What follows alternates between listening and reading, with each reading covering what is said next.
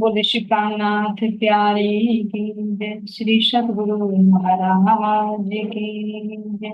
सदगुरु श्री रामचंद्र जी महाराज की जय।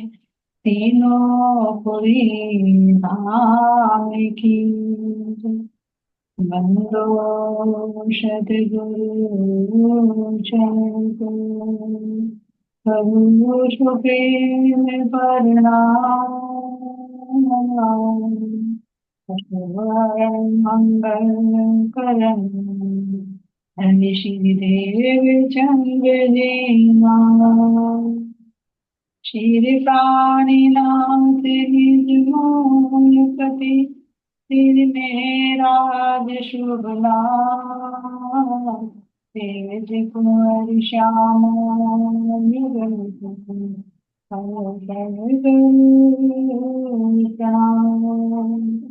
श्री प्राणीनाथ तुम सत्य हो, तुमसे चलत जहाज।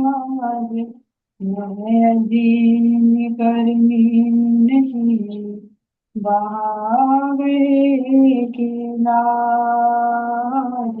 बाबे की नाज ऋषिका प्यारे की विशुद्ध गुरु महाराज की। सभी सुंदर साथ के दान मिलते में विराजित प्राण प्रियतम प्राण वैदन के नूरी चरणों में कोटि कोटि जितना समझता है हो पाएंगे वो।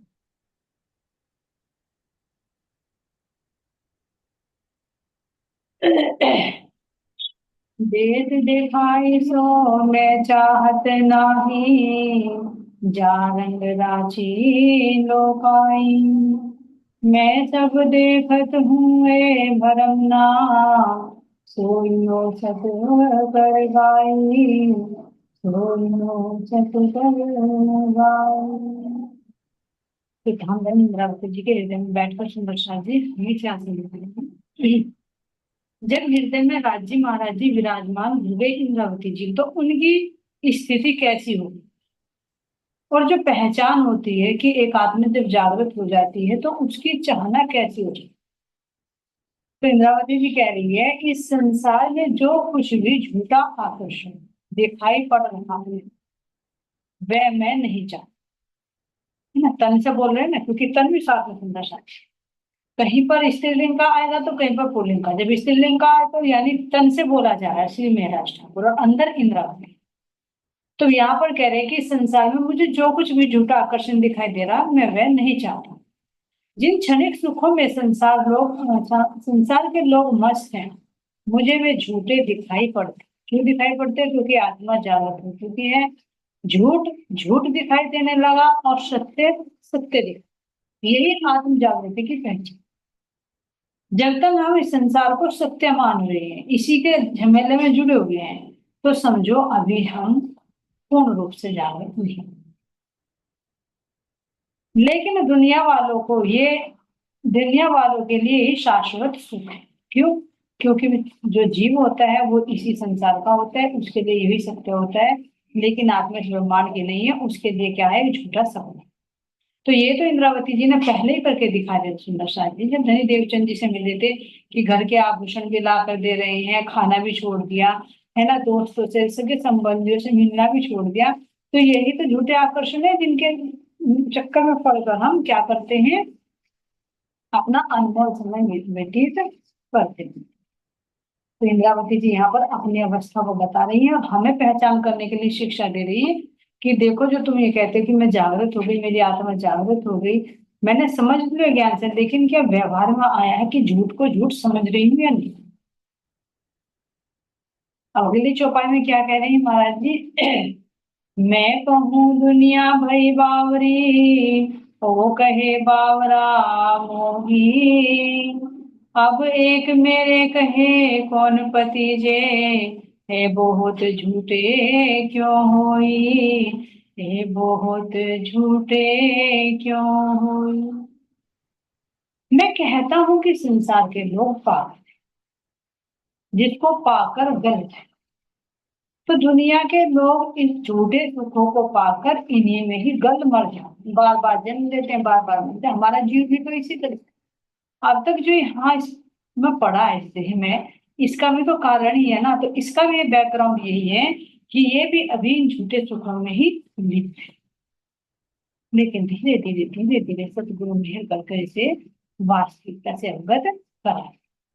तो यहाँ महाराज जी कह रहे कि मैं जो आत्मा जागरूक हो जाएगी तो लगेगा कि भाई झूठे को पकड़ कर कैसे झूठ में भ्रमित हो रहा है, तो वो पागल है। लेकिन उल्टा होता है कि संसार लोग कहते हैं कि मैं पागल हूँ।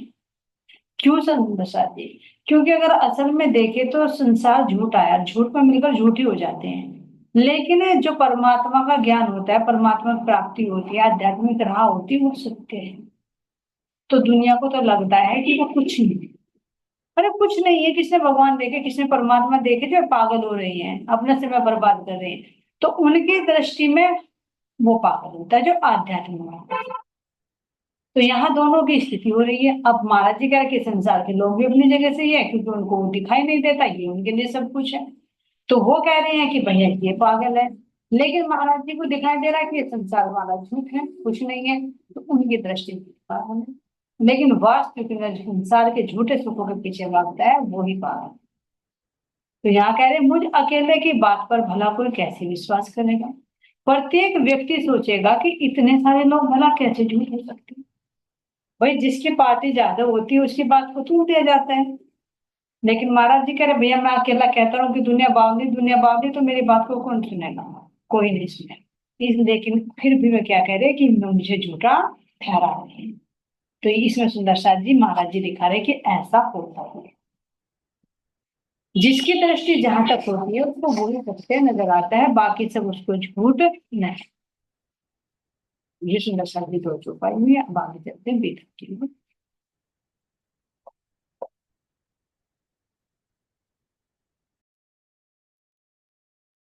तो बी तक का प्रश्न चल रहा है सुंदर साथ जी, है ना? जरूर देखा कि किस तरह से महाराज जी ने जो वहां का पटवारी था जड़ोदे का, उसको कैसे चमत्कार दिखाया, है ना? जो पांडव तालाब था, जब अंग्रेज लोग वहां शिकार करते थे, तो किस तरह से महाराज जी ने वहां पर घोषित कर दिया कि भाई हमारा ये धार्मिक स्थल है, हमारा तीर्थ है।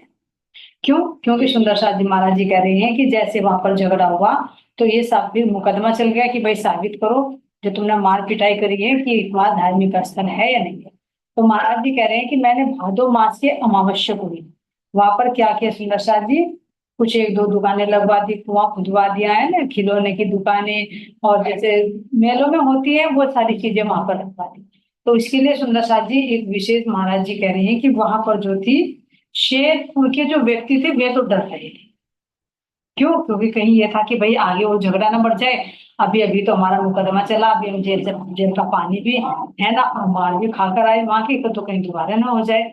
तो जहां पुरुष डर रहे थे तो वहां पर स्त्रियों ने अपना बल दिखाया।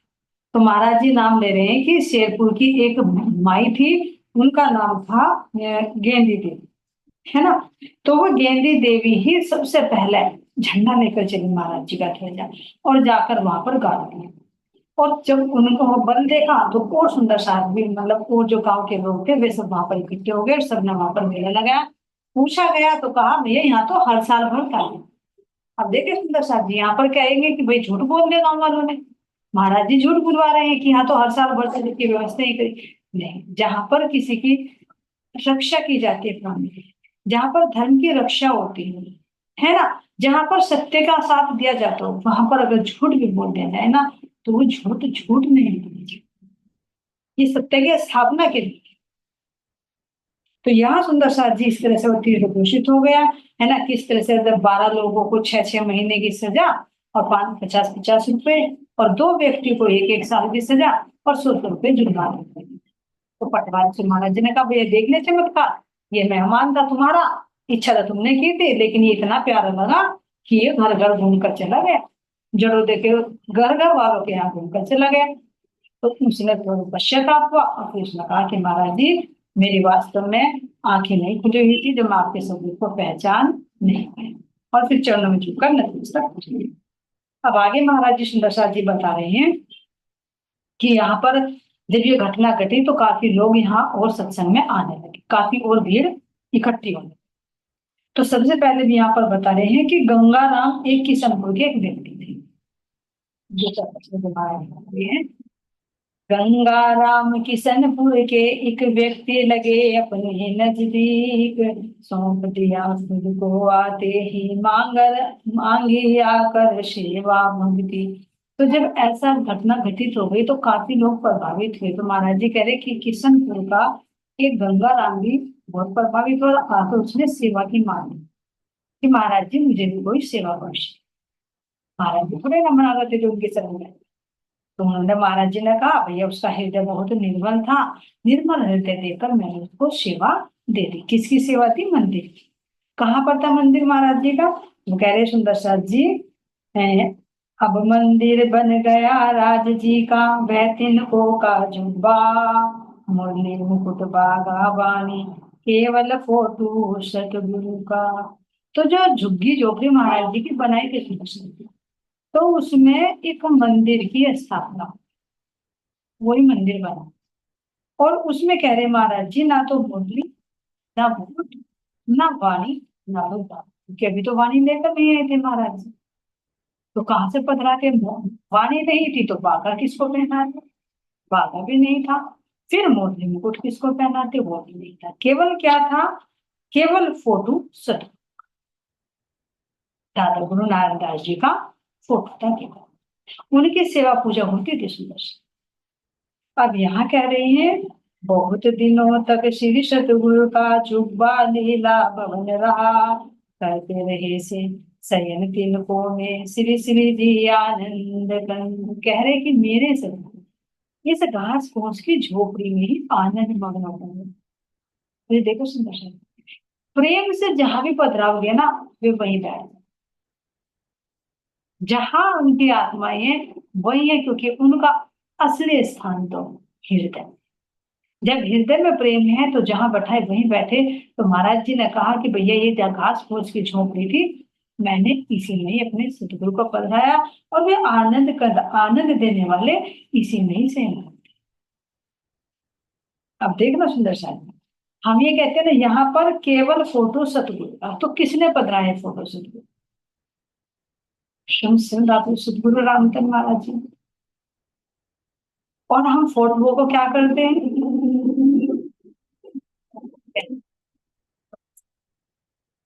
है ना, हम केवल फोटो, हम मंदिर में भी नहीं रखते कि भाई इस तन की कोई महत्व नहीं है। तन है, तन है तो अगर तुम्हें कहिए कि भाई ना संतरे के छिलके के तुम संतरे का रस रख लोगे, नहीं रखा जाएगा, खराब हो जाएगा। गन्ने के छिलक के बिना क्या उसके रस को रख पाओगे? नहीं रख पाओगे। इसी तरह सुंदर साथ जी, ये तन भी बहुत कसनी करके वो वजूद बनता है जिसके अंदर ये रस भरा होता है, उसको भी निरर्थक ना समझे।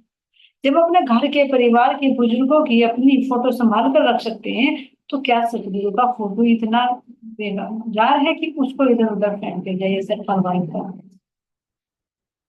तो ये देखे सुंदर साहब, सतगुरु महाराज जी ने खुद अपने हाथों से फोटो पकड़ाया अपने दादा गुरु जी का।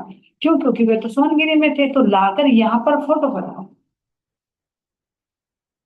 अब इसको हम नहीं कहें, महाराज जी के बेटक महाराज जी स्वयं बोले। तो इसीलिए सुंदर साथ जी, जिसके घर में कोई सुंदर साथ होता है, अनपढ़ होता है, वाणी नहीं पढ़ पाता, घर परिवार में कोई और सहयोग करने वाला नहीं होता, तो वहां वाणी ना पधराकर अगर नहीं कर सकते तो क्योंकि खराब हो जाएगी। फिर सतगुरु महाराज जी का फोटो पधरा सकते, लेकिन वाणी का ज्ञान जरूर है। चाहे कहीं से सुने, मीटिंग से सुने, ये ना सुने कि सतगुरु का फोटो बदला लिया तो बस। क्योंकि सतगुरु महाराज जी साथ में ज्ञान भी तो सुनाते हैं, केवल फोटो फोटो नहीं, ज्ञान भी सुनाते। इसलिए वाणी चर्चा को भी श्रवण करे जहां से भी व्यवस्था बन सके। लेकिन घर में अगर नहीं पधरा सकते, नहीं ले सकते, तो सतगुरु का फोटो भी सुंदर साथ जी पधरा सकते, क्योंकि ये महाराज जी खुद अपने बेटे में बताया कि उन्होंने यहाँ पर सतगुरु का फोटो पकड़ा, क्योंकि उस समय वाणी नहीं थी। तो कह रही है, करते रहे करते रहे शयन तिनकों में श्री श्री आनंद कंद, पीते रहे प्रेम रस प्याले भक्त उन्हीं के हो निर्द्वंद। मेरे सतगुरु इन तिनकों की झोंपड़ी में ही शयन करते रहे, आनंद लेते रहे, और जो भक्त जन थे वे भी इस प्रेम रस को पीते रहे निर्द्वंद। कोई शंका नहीं है मन, इस रस का पान करते रहे। परम धाम को तज रज पावन करी तिमिर को जैसे आ, रंग महल बन गया कुशा का जुब्बा श्री राज जी का। परम धाम को तज रज पावन, ऐसा लग रहा था कि ये जो झोपड़ी है ये मेरा रंग महल बन गया, और मेरे रामधनी परम धाम को छोड़कर, वहां की पावन रज को छोड़कर यहाँ इस अज्ञान रूपी नगरी में हमारे लिए आकर बैठ गए, क्योंकि लीला कर रहे हैं। और इसीलिए घास फूस का जो झोपड़ी है ये हमारा रंग महल है। तो वास्तव में सुंदर सा ये जुब्बा से राज्य का बन गया, ये आनंद भी अलग ही है। परम धाम में तो रहते ही थे वहां हीरे जवाहरातों के महलों में, लेकिन आत्माओं ने लाकर यहाँ इन घास फूस के झोपड़ियों में बैठा। इसका भी तो आनंद कुछ हो। जैसे यही कही सुंदर सा देखिए, परम धाम में तो सब तरह के रस व्यंजन भोगते थे राम जी, लेकिन वो भी तो देखा कि तुम्हें हम छाछ के छजिए पर कैसे नचना चाहते हैं, एक छचिया के बहाने कैसे तुम्हें नाचना चाहते हैं। सब चीज छोड़कर हमारी छाछ लेना, हमारा माखन लेने होंगे, किसके कारण प्रेम है। परम धाम की दृष्टि से देखे तो यहाँ मेरे धाम के धनी किस तरह से हम रूह के लिए रूप भी बदल रहे हैं, वेश भी बदल रहे हैं, जहाँ बैठाए वहां बैठ जाते हैं। कितना आनंद है। जहाँ मेरी रूह है वही, एक पल भी अलग नहीं रहती। तो इसीलिए कह रहे हैं कि ये रंग महल बन गए। तो सुंदर सा जी देखिए, वास्तव में हृदय रंग महल है, लेकिन जहां जिस स्थान पर बैठकर ध्यान करते हैं, चिंतन करते हैं, चर्चा करते हैं, वो भी तो हमारा रंग महल है, क्योंकि वहां पर बैठकर हम अपने धनी के रंगों में रंग जाते हैं।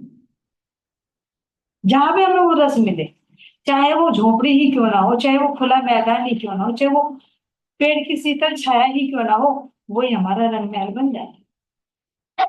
तो वहां पर कह रही है, लीला श्री श्री जी की नित्य रही बदलते नित बाने, यह वह लीला थी जो देखे केवल वही उसे जाने।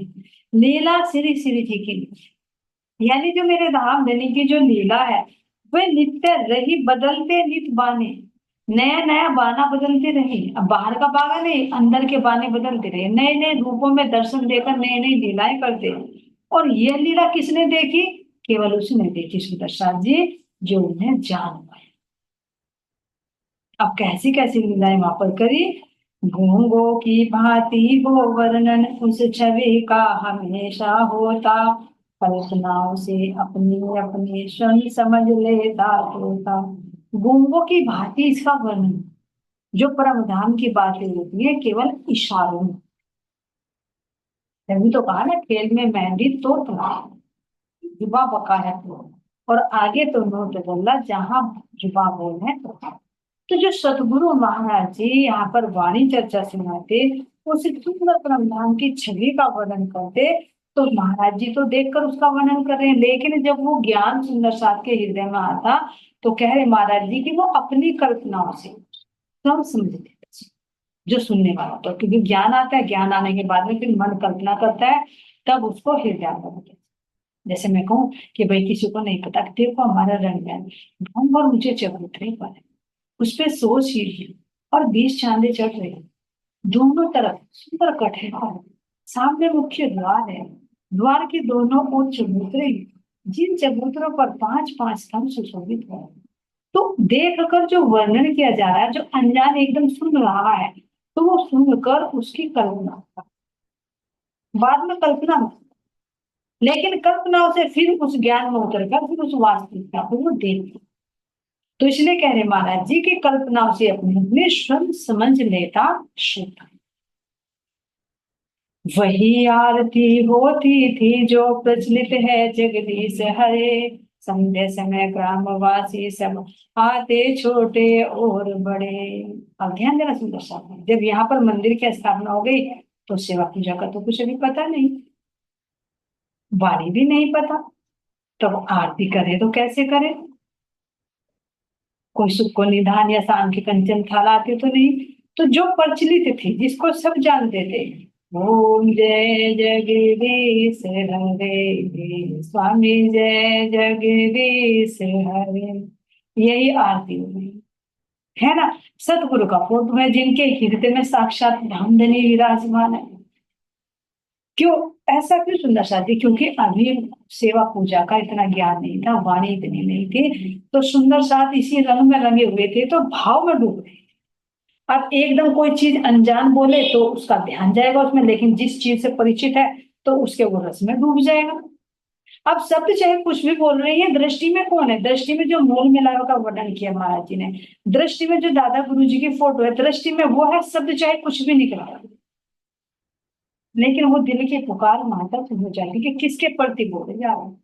और असल में देखे तो जगत के ईश तो वास्तव में नारायण है, लेकिन नारायण के भी ईश तो अक्षर ब्रह्म है, और अक्षर ब्रह्म के भी ईश कौन है? राज्य है। तो अभी प्रचलित आरती वही गाई जा रही है जगदीश्वरी, क्योंकि उससे परिचित है।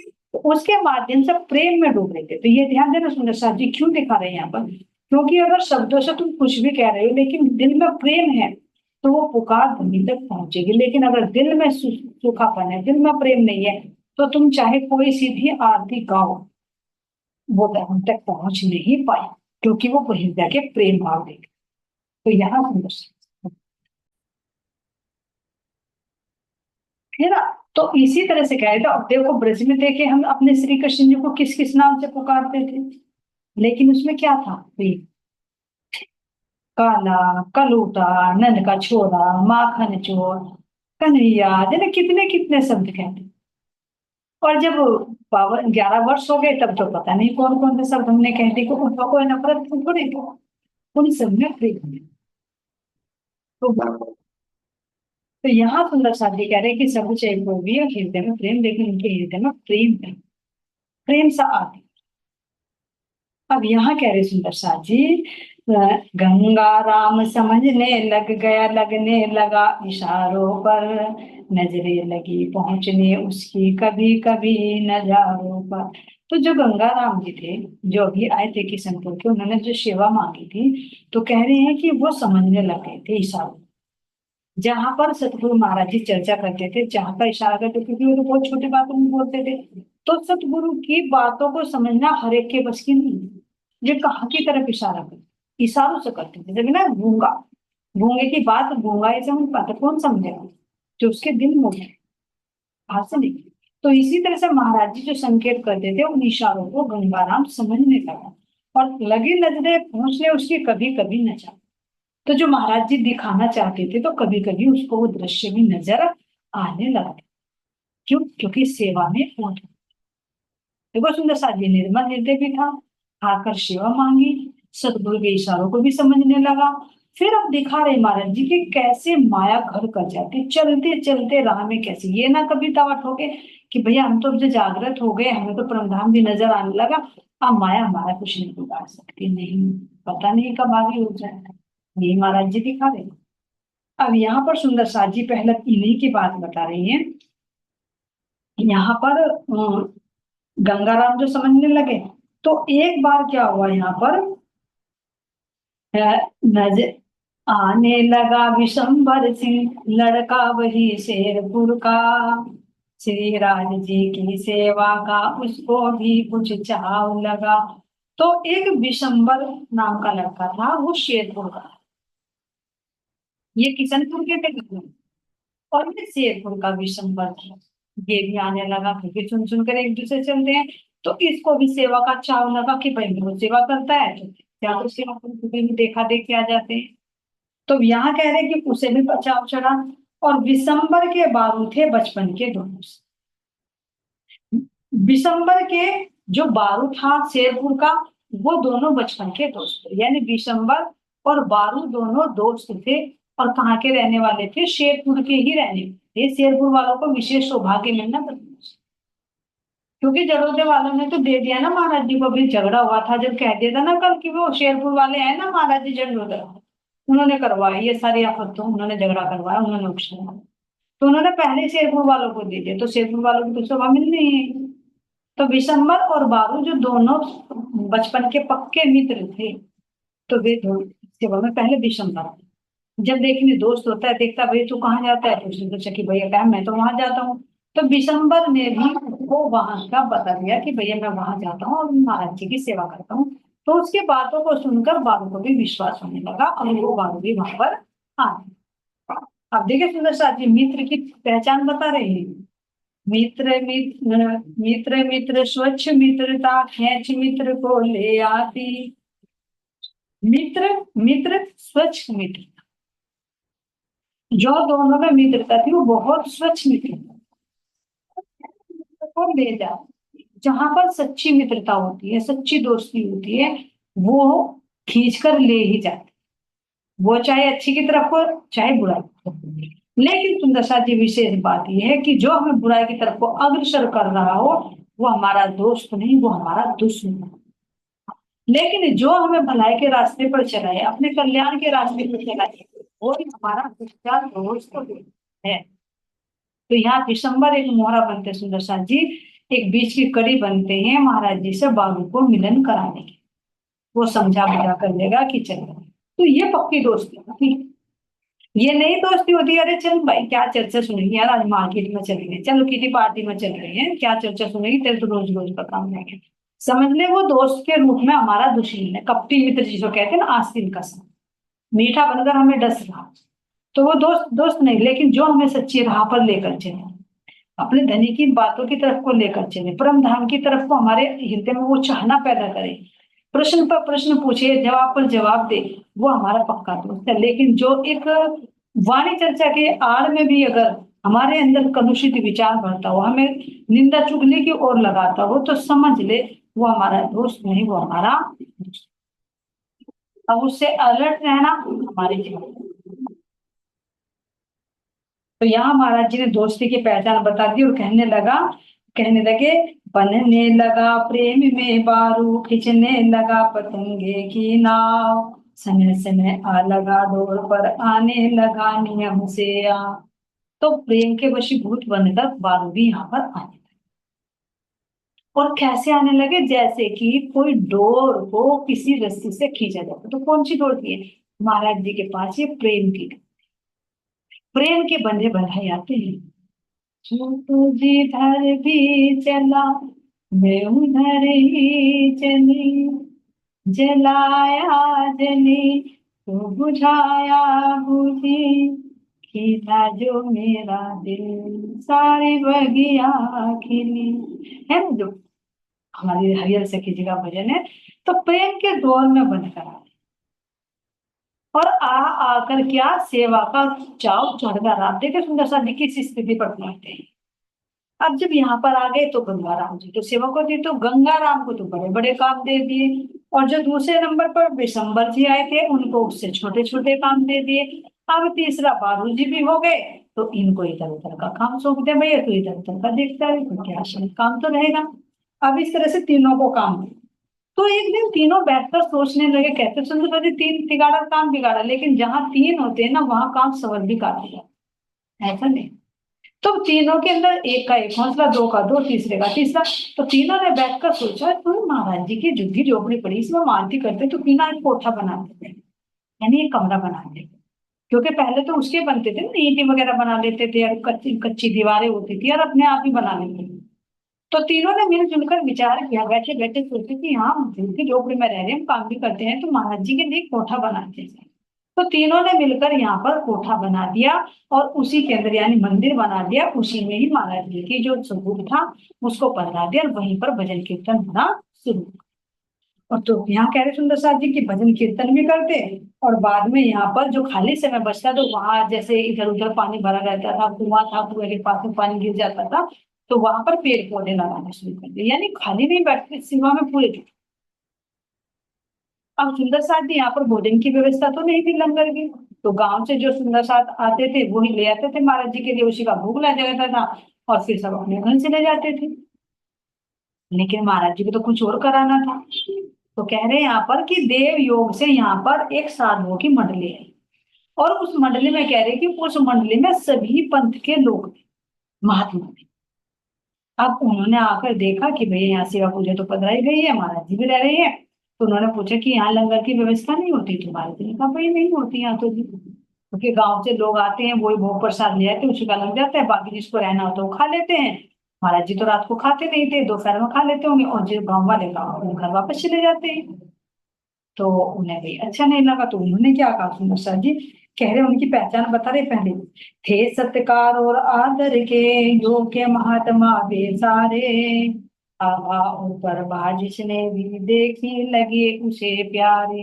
ऐसी प्रभा और आभा थी उन संत महात्माओं की कि जो भी उनको देख रहा था वो बड़े प्यारे लग रहे।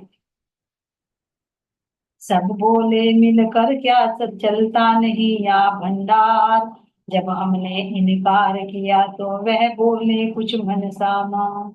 महाराज जी ने मना किया तो कुछ मन सा उतरे उतरे से बोले, क्या कहा, महाराज जी यदि आप आज्ञा दे तो हम चालू कर दे, लंगर रहे तुम्हारा जारी केवल आप नजर रखिए। तो उन्होंने साधुओं की जमात में कहा कि महाराज यदि आपकी इजाजत हो तो ये लंगर हम शुरू कर दें यहाँ पर, है ना, ये तुम्हारा लंगर ऐसे चलता रहेगा, बस आप क्या करना इस पर नजर रखना। करना कुछ नहीं, आपको नजर रखना, बस देखभाल करनी है। तो भैया कौन मना करेगा। तो महाराज जी ने कहा भैया जैसा आप कहो। तो उन्होंने क्या कहा, हमने कहा आप समर्थ हैं, इच्छा यदि यही है तो भला काम है, आज्ञा किसकी फौरन आप शुरू कर दो। महाराज जी ने कहा कि यदि आप समर्थ हो यहाँ पर भंडारा शुरू करने में तो आप कर दीजिए, भले काम में क्यों देरी करते हो, ये तो हित का काम है, तो आप शुरू कर दीजिए। है विश्वास सतगुरु सब पूरा इसे निभाएंगे, काम जगत के चला रहे क्या अपना नहीं चलाएंगे। महाराज जी ने कहा, उन्होंने तो कहा कि आपको नजर रखनी है। तो महाराज जी ने ये नहीं कहा कि मैं नजर रखूंगा तुम चिंता मत करो। सतगुरु एकदम सतगुरु महाराज जी ने क्या कहा कि है विश्वास सतगुरु पर वे निभाएंगे, जो आपके कार्य शुरू करेंगे तो वे निभाएंगे। वो जो जगत का काम चला रहे हैं तो क्या इस काम को नहीं चलाएंगे। यानी वो जब चींटी चाहे हाथी चाहे मोकड़ा सब प्राणियों को भोजन देता है, पशु पक्षी भी रात को कोई खाली पेट नहीं सोता। जब विधि का विधान है उठता हर कोई खाली पेट, लेकिन सोता कोई खाली पेट नहीं है। तो भला सतगुरु महाराज जी यहाँ के लंगर की व्यवस्था नहीं करेंगे, वो करेंगे जिसका काम जो सारे जगत को चला रहा तो वो यही होगा। तो महाराज जी ने अपने आप को नहीं इसलिए लिया कि मैंने लंगर शुरू किया। तो यहाँ कह रहे हैं, मिलकर सभी महापुरुषों ने करवाया चालू भंडार, चलता रहे हमेशा यूं ही ताकत दे इसको करतार। बड़े प्रफुल्लित हो करके सबने जीमा वह प्रसाद, नियम पूर्वक उसी तरह से क्षेत्र चला पर इसके बाद। चले गए हम महापुरुष तो छोड़ गए अपनी माया, रहे जीवते उस प्रसाद को भंडारे में जो आया। तो ये सुंदर सा जी कह रहे कि जो महापुरुष आए ये तो चले गए लेकिन अपनी माया छोड़कर चले गए। यानी जहां पर लंगर की कोई व्यवस्था नहीं थी, भंडार की कोई व्यवस्था नहीं थी, वो सारी भंडार की व्यवस्था करके चले गए। और आज भी वो लंगर अब भी चल रहा है सुंदर सा जी, चाहे कितने ही सुंदर सा चले जाए, किसी भी समय चले जाए। ये नहीं कि भाई तुम्हें सुबह को दोपहर को शाम को मिलेगा, जिस टाइम भी तुम चले जाओ उसी समय तुम्हें भोजन मिलेगा।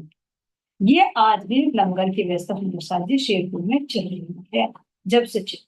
तो ये कौन थे सुंदर साथ जी, साधुओं की जमात थे जिसमें संत पंथ के थे। तो ये समस्त देवी देवताओं की शक्ति है, जहाँ पूर्ण ब्रह्म परमात्मा आए हुए हों और जिनके पास में संसार की व्यवस्था चलाने की जिम्मेदारी हो, तो क्या वे छोड़ दें कि यहाँ अक्षातीत विराजमान है और यहाँ भोजन प्रसाद नाम है। अभी देखा ना लक्ष्मी जी कैसे भागकर आए थे शादी में, विष्णु जी कैसे आए थे। तो ये सब देवी देवताओं ने आकर यहाँ पर भंडारे की चालू की, इसीलिए तो कहा चले गए लेकिन छोड़ गए अपनी माया। तो संसारिक वैभव है ना वो माया, तो ये सांसारिक वैभव यहाँ पर छोड़कर चले गए। और आज भी ये भंडारा यहाँ पर लगातार सुंदर शादी चल रहा है। इस तरह से उनकी ये लीलाएं यहाँ पर घटित हो रही। आगे सुनेंगे, आगे महाराज जी गंगाराम जी की बारे में बताएंगे कि कैसे उन्होंने माया, कैसे माया उनको घेर दी। ये सर्व करेंगे आगे मैं अब बोले श्री प्राणनाथ प्यारे की जय, सदगुरु महाराज की जय, सदगुरु श्री रामचंद्र महाराज जी आपकी सदा सदा ही जय हो।